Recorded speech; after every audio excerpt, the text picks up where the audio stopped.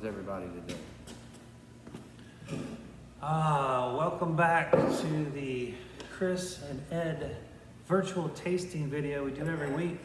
For those of you that can't be in person at Old North State Winery when we do our Thursday night tastings, and you can drink virtually with us at home. You pick up your wine, your hors d'oeuvres that Chef Chris pairs with the wines, and then you watch this video in utter amazement of its production value. I mean, that's really what's shining through. It's not these delicious wines. No, it's not the thoughtful, knowledgeable, comedic commentary. It's smoke and mirrors, right? It's the production. It's quite something. Our iPad is leading us to unforeseen heights. Viral, as the kids call it, on the social media. We'll be blowing up before you know it. Well, all that kiddiness aside, let's talk about why do we do this? Well, we wanted to explore all the wines of the world so that we better understand the wines in our neck of the woods, the Yadkin Valley. And the best way to do that is 2x2 or 4x4 approach each wine from all around the world, tasting them, studying them, understanding them, and why they're different but also delicious. So there's not just one right answer for which wine is tasty. We need to know why all these styles exist and why they're so successful, and why have you not been drinking them? That's the real question. Yeah. So let's start off with one of our dear friends, Andy from Elephant's Corner, turned us on to so many great South African wines. This is one that I was featuring as a weekend special, and I thought, well, you know what? Let's. People really loved it in the restaurant, particularly in this warmer weather. Oh God! Beautiful, refreshing white. So this is from Mont, Rochelle. This is a blend of Viognier. I believe it has some Sauv Blanc and Semillon. So it's kind of like if you took a white Bordeaux and blended it with some Viognier, I guess. Yeah, it's kind of like, it's all French varietals, of course, and not surprisingly, this is the Franche region or area rather of the Western Cape. This was it was basically settled in the 1600s by a bunch of French folks. And so it's not surprising. There's a bunch of French varietals. Not that these are the same vines, mind you, but you get the idea, the premise of having French varietals. And that's, gosh, Chris, how many times have we had a great Sauvignon Blanc from South Africa? I'm starting to question if that's not my favorite Sauv Blanc area. Because it is, it's coming on strong. Yeah, and so of course, Sauvignon Blanc can be quite bright and lean, and that's great. But sometimes you want something with a little more weight to it, a little more unctuous to it. And that's why you look towards white Bordeaux's, where you have that Semillon Sauvignon Blanc blend. That Semillon gives it so much more weight and almost a waxiness. And so when you add that in with your Sauvignon Blanc, it kind of pumps it up. And then you've got the Viognier is another grape in here, which of course the aromatics, the perfume, if you will. Oh, and it's true because the Viognier is making this very tropical. Mm-hmm. It was usually a traditional white Bordeaux. Mm-hmm. Wouldn't be this tropical. Mm-hmm. And I think the Viognier is playing. I mean, obviously the soil and terroir. Oh yeah. But this is much more fun and tropical than your run-of-the-mill white, and I say run-of-the-mill white Bordeaux because right. Because I mean, you're talking about like the standard. The baseline is outstanding, and that's what I mean. But I find this to have a bit more fun to it. I love the tropical notes on this. I love the weight from the Semillon. Yeah. Because it doesn't dissipate after the first sip. I mean, it lingers, and you don't have to keep pounding it to have the flavor. It's a very, very long finish and chalky. It's got tons of minerality. And what I like about this, for me, usually when I'm on a pure Sauvignon Blanc, my mouth waters tremendously right away. And this almost has like a delayed effect. It's like this you get this late little pop of water, your mouth watering, which is only going to make your next bite of food that much better. That's so right. this is a good thing to have this kind of underlying acidity underneath that rich unctuousness of the tropical fruits and minerality. It's our permanent palate cleanser. Yeah, exactly. And so this is the 2020 Little Rock. They call it a Blanc. Makes sense. It's 3 white grapes. And, you know, once again, what can I say? The whites coming out of South Africa, decade after decade, it seems, just continue to impress, and they're a great value. And we hope that we can continue to bring more. This is certainly a different style than we've been bringing you in the past. You know, we had that great wine dinner 2 months ago, and we featured the Sauvignon Blancs and some Chardonnays, and they've all been individually delicious. This is just because, hey, another South African white is not the same as any of the ones that we've had before, and that's why we're bringing you things that we think you need to know about. Well, of course, I mean, you think about how large most wine growing regions are. I mean, you can't say another, I mean, no one gets tired of Pinots from Burgundy or Cabs from Napa. I mean, Right. It's such a wide, vast, Yeah. different, everyone's different, and so, Yeah. same here. I mean, you know, pretty significant growing area. You're gonna get a lot of differentiation. Absolutely. So when you're looking for something that, you know, has a little, you know, if you're looking for something big like a Chardonnay, but you don't want a Chardonnay, okay? So this is certainly big enough to hold up against just about any kind of richer style dish of the white pairing variety. Sure. But you also want that kind of mouth-watering brightness. This is the glass. I mean, it's such a cool thing that it checks so many boxes. It's You could just sit around and drink on this, or you would be a great food wine. and you can just sit around and talk about it while you drink it because it has so That's many true. great things to comment on. Just to make sure. You never know how these things are going to play out. Thank you. This is a great wine, Ed. Well, I was really happy with the response that I got. We were selling it by the glass over the last weekend. We had a People ton really of liked fish it. on the menu last weekend too, so I had a lot of Yep. advantageous pairings. Absolutely. And boy, that new menu you got, Chef, the new lunch menu is fantastic. Well, I think it's fitting. You know, what we see, folks at home, what we see a lot more of this time of year for the next, you know, 2.5 months. You know, a lot of tourists, and it has been our experience that, you know, a lot of people that when they're coming into the winery, it's more of a later lunch, a heavier lunch. It's, you know, you're kind of doing your dinner at lunch. You get something light later. I mean, but Yeah. we see so many people, bottles of wine, cocktails, 2 or 3 courses at lunch. So I really wanted a menu that kind of reflected that. Lots of fresh fish and meat, more substantial, more dinner style. Yeah. Lots of fresh, beautiful salads. Well, you know, it's like 85, 88 right now, maybe 89. But come dinner time, it's going to be 94, Yeah. 96. We really hit our peak heat around 5:36. And it's stifling. So it does make sense to get a little bit more heavier Or food heavier in earlier in the lunch. day when it's 10 degrees. And I know as I've gotten older, I would rather have a heavier meal, you know, during the day and then just snack at night because, you know, it's just like, you know, it'll just knock you down to eat after a long, hot day. But, so it just seemed appropriate. It's really pretty. It's a great time of year. There's so much is happening in the gardens and farms and greenhouses and oceans. Oh yeah, like this, like that. Oh. I know, I was messing with you. What did you do? That's gardening right there. So yeah, out in the It's yard. not for the meek. But you know what? After a hot couple hours in the afternoon sun gardening, yeah, I don't want anything big. I don't either. I want to Sure. snack. You Yeah. know, I want to eat maybe a salad or just snack for a while. Yeah. Oh, I forgot to tell you. Got all the boxcar cheeses back in today Cool. from Hillsborough. So we're doing the Rocket Robiolo with this wine. Oh, that'd be fantastic. Beautiful Italian style cheese. really fashioned, it's a vegetable ash, cow's milk, soft, really fashioned after Loire style cheeses, but Italian in spirit. Yet good old North Carolina cows and farmers. So great,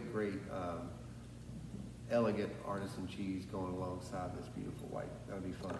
Absolutely. I don't see how this wine couldn't go with just about every cheese on the planet, to be honest with you. But luckily we'll have this super high end one. But yeah, I mean, it would shine in every milk variety, every layer of hard to soft cheeses or anything. It'd be great. Yeah. One of the things that people often, I think, is a misconception is that red wine and cheese are a better pairing. In my opinion, white wine is a better pairing, and you can argue with me on that sometime over a bottle of wine and some cheese. Right. But Or two.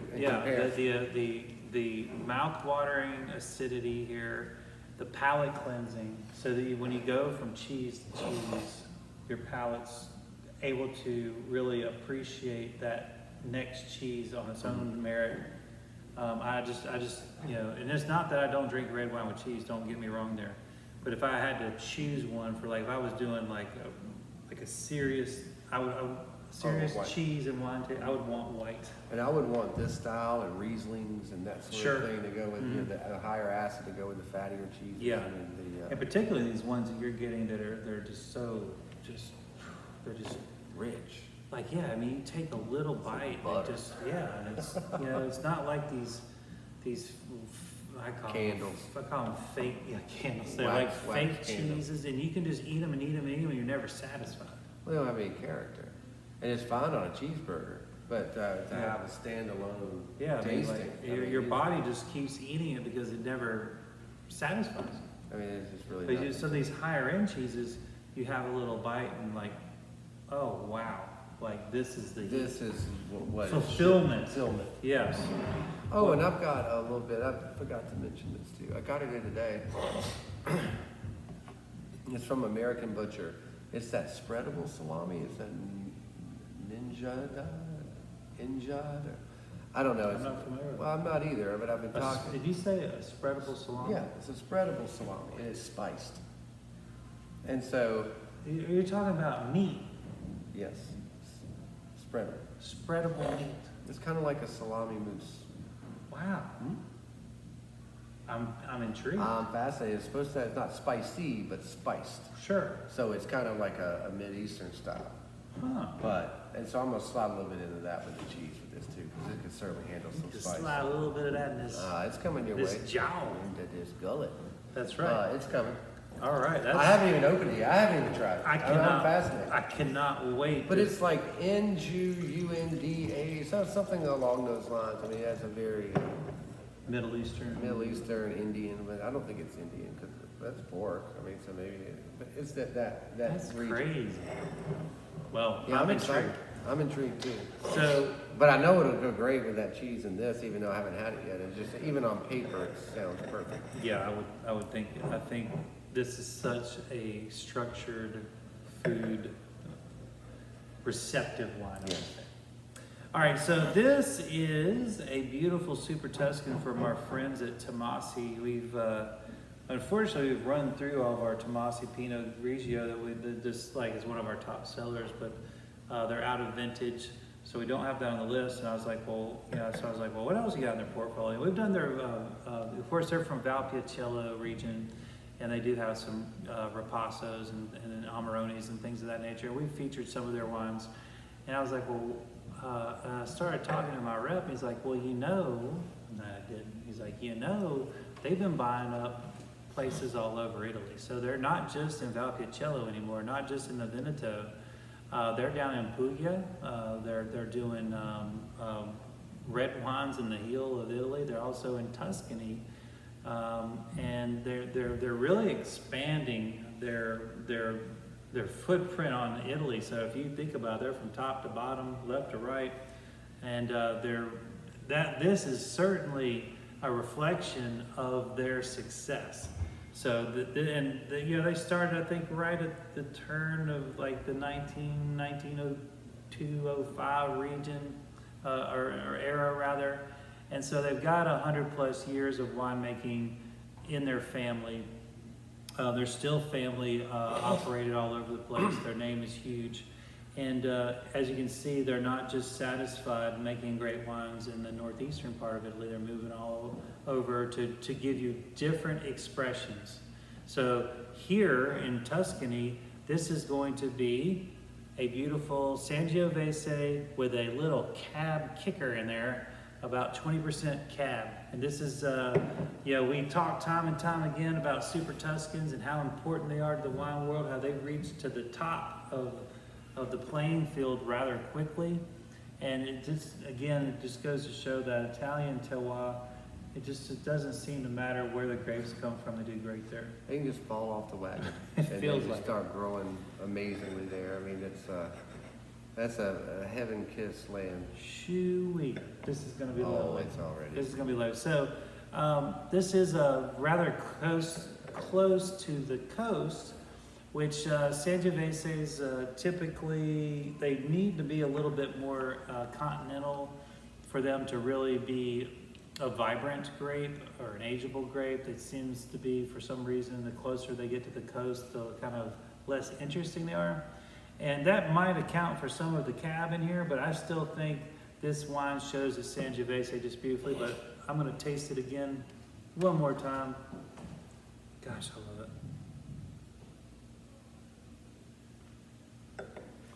All I know is I feel sorry for my paycheck Yeah. because it's all going to Italy. Yeah, so this is going to give you a real modern style of Italian wine. So this certainly tastes very Italian, but it also tastes very ripe and plush. And that's something that you don't typically get from the old school. Yeah, if this was like a Chianti Classico or something, that would be like a higher tone. It would also be more on the brickish hue, and this is where you can see the cabs really taking its It also making its doesn't presence. have the red fruit like the Chiantis. That brightness, that bright red. This is more like that cranberry. Yeah, it doesn't have that. This is, although it is plush and bright, it's more of a red fruit. I mean, red, black fruit, blue fruit. I agree. A lot of blue. It tastes like blueberry fruit to me. Yeah, I think it also the tartness that is here is it's almost like you said, it's more like underripe blue fruit.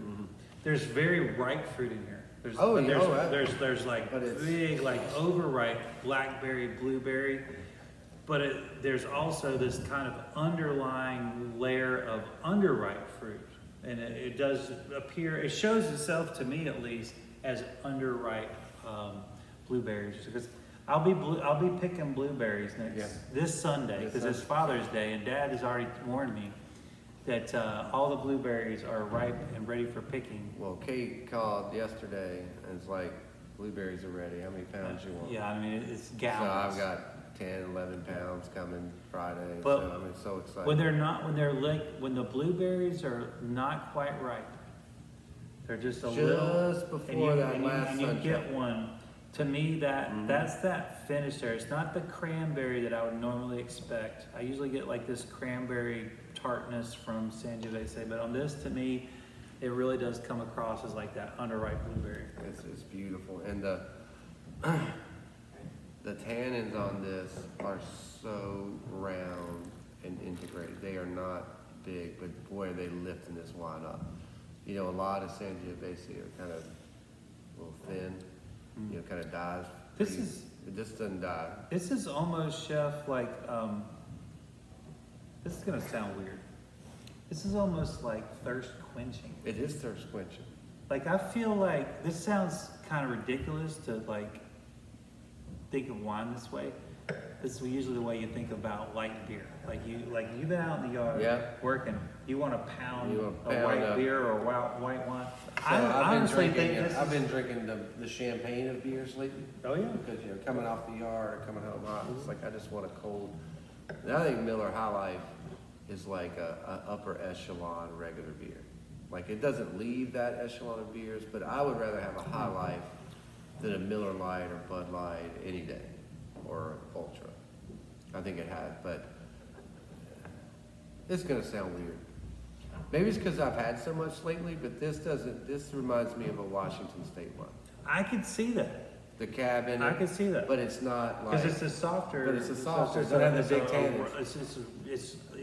It's like The Washington State weighty, cabs are weighty. fruit forward, weighty, not tannin forward weighty. right. Yeah. And that's what this is reminding me of. I'm with you. Also, by the way, I just ordered us a case of Matthews. Cheers. Mm. Do you mean for the winery or for you and me? Oh, I meant the winery. That's what I meant to say. How many cases are we ordering when this video's over and this? That's a good point. So this is the Rompicollo. This is one of their many estates now that I understand that Tommasi has, which I'm really excited about going through. I'm really excited about getting into these. I've really been focused on them in the Valpolicella and Veneto region because that's where they're from, and I did not realize that they had expanded out in so many places, and that's on me. But also, it's exciting that I get to go discover all those, and I'll be keeping you guys posted as I discover more of these. Chef, we didn't talk about what you're going to food pair rather. What a treat.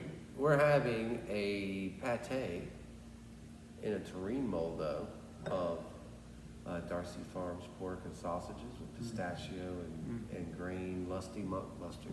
Beautiful. For all you people at home who are picking up, it's going to be a real treat. It's going to be the mustard is really going to hit this just right. Oh, definitely. And the fat from the sausage and pork, I gotta tell you, Chef, going back to this dark fruit again, so I'm still harping on it. Now that you said mustard, my mom got me, like she was out and found this, accidentally found something and brought it home.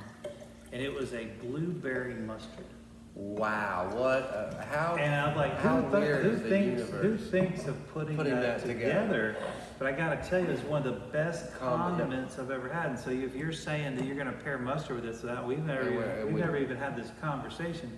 I think that's gonna be great. I think the universe is working its magic right now. Blueberry mustard. And I really, I was geeking out on that stuff. It was great. Did you just have it like with cheese and crackers?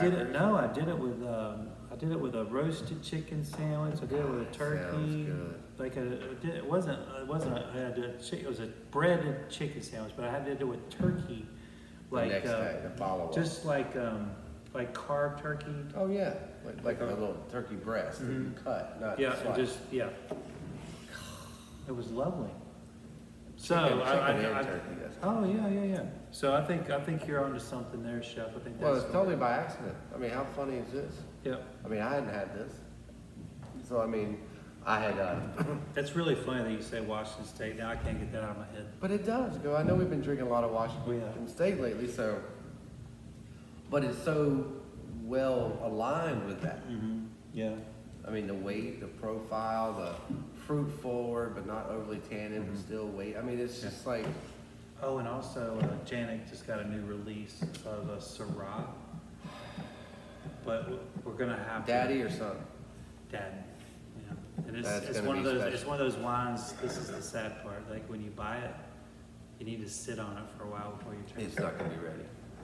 I mean, they said you could, but you should probably. Well, you're not gonna hit anywhere near its potential. It's a little bit out of the price point of our tasting here, but might see it at the chef's table next year or something, maybe the year after. God, now I've got a reason to live. Yeah, we got to hang on for Janik Syrah. Thank you, Mike Janik. It's funny how we are drinking Italian and South African wines, and we end up talking about Washington State, but that's what we do. That's the interconnectedness the whole of the wine, world of wine. Whole wine, yeah, and everything's experience, and of course, I would say that Chris and I probably had more South African wine than most South Africans this year. I've been on a South Africa to last year because you really started this even before we met Andy. I was Andy. really like when he walked in. I'm like, are you like a wine angel? How did you know that I'm way into South African wines? But no, you have, because we've been doing some Bernard Griffin, we've been doing a couple of other things. So you were dabbling pretty hard in South Africa when Andy showed up. Gosh, of course, I just Andy remembered I showed got up. another one coming too. Do you really? You gonna keep us in suspense? It'll be next week, or maybe the week after. But there's more South African one coming. I'm really excited about it. I just found out When's the tasting? Our tasting. Hey, No. just remember, we taste here in person 4 wines, not just 2, 4. 4 foods, 4 wines. Right here in the barrel room where we are right now, and it's lovely. It's 4 different wines every single week. We're all over the place, all over the map. We might be in Hungary, we might be in, gosh, we don't know. Greece. We do the Tasmania. Tasmanian bubbles Yeah, which were awesome, by the Lovely. way. Those were a huge hit. You ended up selling everybody a lot buys of them. that. Yeah, those were really, those showed out well. I Yep. mean, really, really well. Well, we've been on another great pair of chef's tables. We got 12 people Saturday night, 6 different couples. Some returned. We just had 12 some last newbies. Saturday. Yeah. And That's a just great fascinating. Had some great conversations Saturday with the ones last week. Guy from Canada. Always fun. What do you got there, Chef? You want a little teaser? Sure. We got some absolutely stunning stuff. We got, so this week we've got vegetarians too, so I've got 2 completely different menus. We Oh, have- going like Charlie Trotter style. Yeah, so we have asparagus, fresh hedge farm flowers, marinated scallop, caviar, poussin, halibut, amberjack, black morels. I do a foie gras stuffed cabbage, wagyu, Wow. blueberry and almond tart, fresh blueberries from the farm, Awesome. with That- pear, poached pear So, with that. Chef, today is Wednesday. We're filming this. Yeah, That's the most advanced notice. Now, granted, you just folded it up and took it away. yeah, 'cause well, I mean, I don't want people to go, oh, I know what I'm having now, but I don't want too much detail. Also, you'll change it 6 times between them. I'm just saying. That's why you quit telling me in the first place. We talk about it on Wednesday or Thursday. I'm like, oh, crap. I start ordering wines, and then 2 days later, none of that's on the menu. I've turned a new leaf. Yeah. I So even that- emailed them to you today, so Is that- you can order and study from them. Because I'm not gonna change it. I'm not gonna open that email. I'm not gonna change it. I'm not gonna risk that. The I'm not gonna change it. okay. Your creative mind can't be that black and white. I've been There's working on no this way. menu for 10 days. Well, you work on every menu for 10 days. I'm My not God! gonna And change by the it. way, I'm not gonna change it. by the way, I want to repeat once again. Last Saturday, you're like, this is a hack It job. was This is a totally terrible hack job. menu, and it was absolutely stunning. Total, People were losing their minds. I was losing my mind. total hack job. And I'm like, hey guys, I witness this every single week. Total hack job. Embarrassment. Oh yeah. I want to That's- apologize. For That's putting why you got a in- standing ovation. They all want you to sign their menu. Well, it could have been better. I was glad they were happy. Well, And they were happy. I don't know how it could have been better, I but, wasn't- I'm glad you think so. It was some Because stellar ingredients. that'll keep you haunted and you'll keep digging deeper. Gotta keep digging. Hey, remember we do those chef tables at lunch too? I know several of you Oh, out great. there. We just did one last week. Yeah, It we was did. great. Yeah, that was some of my regulars from Old Mill that made it down. We got more on the way. I think we're going to do one on a Friday. Friday coming out. For, You wouldn't for people believe- that can't make it here during the week. You wouldn't believe how nice these chef table lunch menus are. I mean, they're not like dumbed down. It's the chef's Oh, table with it's the sun chef's out. table with the I sun, mean, yes. it totally is. I mean, this is not an excuse or Mm-hmm. a quickie. It's a chef's table with the sun out. Yep. And the wines are. The wines are stellar. We did sauternes and Sauternes. foie gras. And At the caviar. lunch. And caviar. And duck. And, I mean, we did a lot of high-end stuff. Yeah. Tuna. Tuna. Yeah. Enjoy your lunch. That's no McDonald's drive-through, mind you. But, we have a nice lunch menu here that's really stellar, especially, even nice places. Yeah, there's nothing like a good lunch. There's nothing in the world better. I'd rather have a good lunch than a good dinner, because it's always surprising when you have a good lunch. Yeah, and But I mean, these lunches, it's over the top. well, any of you that have been in the winery lately know that we've had several staffing, new faces. We're finally we hit this bubble. The bubble has popped, I guess, where we have been trying for 2 years to get qualified staff in, and we've been struggling. we're finally starting to see that there's been a talented, intelligent people coming in, and of course I'm hiring them. And you're going to see more and more of that, and the more of those people that we get into place, the more that we'll able to do on the high-end stuff. So I appreciate all the patience with everyone that's been, kind of frustrated by how we've done taking care of our social media, our website, and all the things that, obviously service is our priority, and just, having people to help. We change on the fly a lot Oh, because we haven't had the baseline staff Yeah, that we've needed to flourish. yeah. And it's one thing to go through a little patch, but I mean, And you have people here. it's like my buddy always says, going through a little rough patch. Yeah. It'll last about 4 years. Yeah, and that's about the way it was. And we'll climb out of it. But you have the core of our team has overextended themselves throughout this because they believe in what we're doing, and we've held it together. Well, I honestly believe that lesser people, this place would have absolutely crumbled.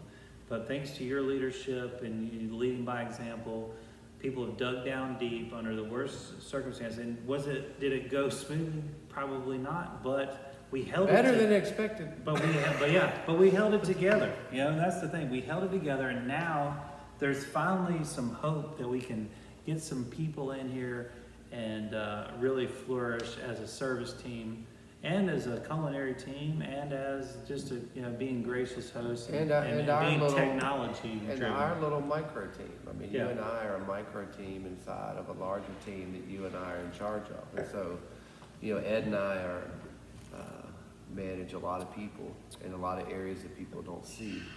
But inside of the greater bubble, you and I have basically a side business. Yeah. Where these tastings and these chef's tables and things that you and I are, we're a two-man show. No one really plays into it. Certainly we get a helping hand here and there with pulling dishes or something. But it really is a two-person team on this, when we have the people that support us when we're vacant from something else we might be doing. And that's put a tremendous amount of pressure on everyone that, when we basically vacate for 7 hours into our little world. And we're starting to see some light at the end of that, and I'm encouraged. Yeah, I think that time will tell, of course, but I think things are really looking up out there. That's all you can ask. I hope that's the case for I hope that's the case for all the people out there that have struggled for staffing, because I think our industry took it the worst, but I hope that this is a sign of things to come for all of the people that are trying to run a business, that you're able to get some help, that really care and want to be a part of your team, not just there to get a check. Yes. You can't teach devotion. Yeah, you can't teach passion. Yeah, if you can find some people that care about where they work and who they work for, boy, you're on to something. That's how Chris and I ended up doing what we do, is because we care very much. We run a place like we own it, and that's important. And you find people like that. I hope that every business out there is seeing more of that, because I think it's coming. I think it's finally coming. I hope so. It is. Yep. It is. It's all cycles. Yep. And so this video is rambled on a little too long, but I want to get one last little word in to all you fathers out there, mainly mine, because it's because I'm here. I'm George Edwin Batchelor III. Thank you. Happy Father's Day, and of course Thank you all you other fathers that have given me goddaughters, and I guess the potential out there that maybe I'm a father. I don't know. It could be a potential. Lord knows I've tried, but I think you probably are a father. You just don't know. We're gonna have to do one of those ancestors. But thank you to all you fathers out there for in gardening terms, planting the seeds so that things can sprout and keep the whole garden going and blooming. Being a father and being a father figure, which you are to a lot of young men and have been for decades. holds a very important place in society, and nobody's gonna tell me different. I hear you, brother. We need more of them.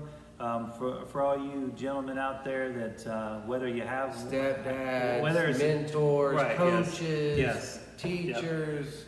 Yep. I mean, you know, their father. Yep. The word father comes in a lot of different ways, but any man that takes the time to mentor and care and love and develop another young person is a father in my books. Absolutely. And we need more of them. Yep. And so all of you fathers and stepfathers, Joe, appreciate everything you do. And hey, catch you next week. The video will probably be a little shorter next week. Well, it has to be. They'll cut our production budget. See ya.